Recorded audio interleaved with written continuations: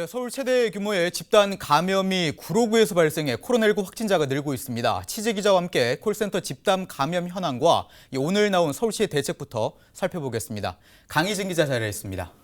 예, 강 기자. 네. 자, 지금까지 집계된 구로구 콜센터 관련 확진자 그리고 서울의 코로나19 확진자 현황부터 살펴보죠. 네, 서울시가 오전 10시를 기준으로 지금 집계한 구로 콜센터 전체 확진자는 93명입니다. 이 가운데 서울 지역 거주자는 65명, 경기 13명, 인천 15명인데요. 예. 이번에 이 집단 감염은 이 건물에 있는 11층에서부터 발생이 시작이 됐는데 다른 층의 이 콜센터 근무 직원 등 533명을 일단 자가격리해서 전수조사를 벌였습니다.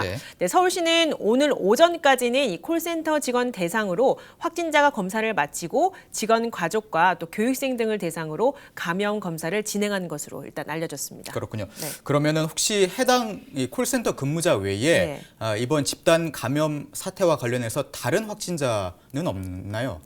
있습니다. 예. 이 강서구에 거주하는 구로 콜센터 직원 7명이 확진 판정을 받았는데 이들의 가족 3명이 확진자로 오후에 확인이 됐습니다. 네. 네, 또한 콜센터 직원 가운데 이 마포구 거주하는 확진자 4명도 오후에 확진 판정을 받았고 관악구에서도 콜센터 직원 1명과 가족 3명이 집단으로 감염되는 등 이렇게 2, 3차 감염 확진자가 지금 속출하고 있는 상황입니다. 그렇다면은 이제 근무자 외에 가족들도 확진되는 경우가 좀 발생을 하고 있는 거네요. 그렇죠. 네.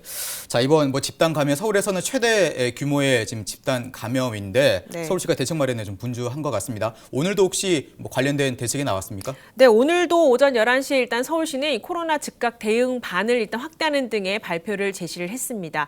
박원순 서울시장이 직접 대책을 발표했는데요. 화면으로 일단 한번 확인해 보시죠. 이미 운영 중이던 긴급 대응반을 즉각 대응반을 4개 팀 40명 규모로 확대해서 역학 조사를 진행 중입니다.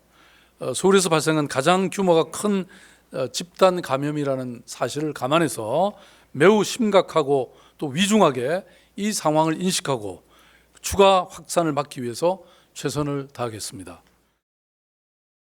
자, 방금 이제 박 시장이 얘기한 부분은 해당 콜센터 건물에 대한 대책인 것 같고 다른 콜센터에 대한 대책도 내놨다면서요? 네, 그렇습니다. 추가적으로 현재 콜센터는 전국에 700곳이 넘는데요. 이 절반이 넘는 417곳이 이곳 서울에 위치해 있습니다. 네. 여기에 다산 120 콜센터도 포함됐는데요.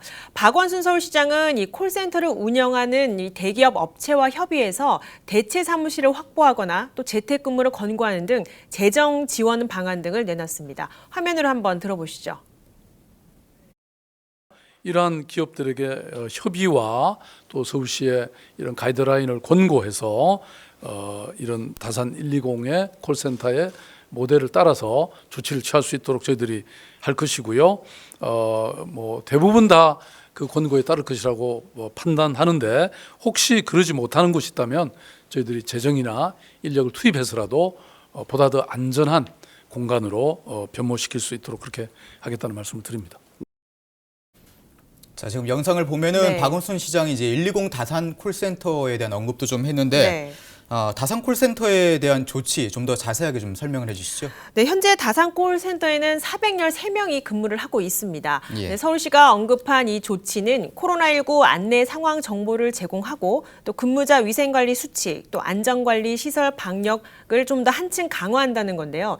이번 사태를 계기로 이 서울시는 재택근무 시스템을 도입해서 이 근무자들의 감염 위험을 최소화한다는 방침입니다. 네. 이를 위해 이제 내일부터 당장 이 주간 상담사 시범 재택근무를 실시하고 120 다산 콜센터 내에 확진자가 발생할 시에는 전원 재택근무가 가능하도록 시스템을 만들겠다는 계획입니다. 그렇군요.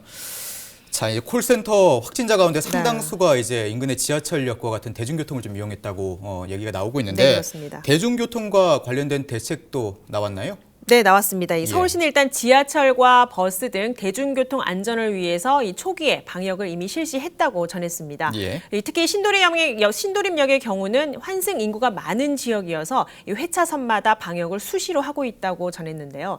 현재까지는 지하철이나 이 버스에서 감염된 사례는 아직은 없지만 만약 추가 확진자의 동선 파악 중에 이 대중교통 감염이 확인된다면 추가 대책을 좀 더 강화해서 내놓겠다고 밝힌 상황입니다. 예, 그렇군요. 자, 여기까지 듣겠습니다. 지금까지 강희진 기자였습니다.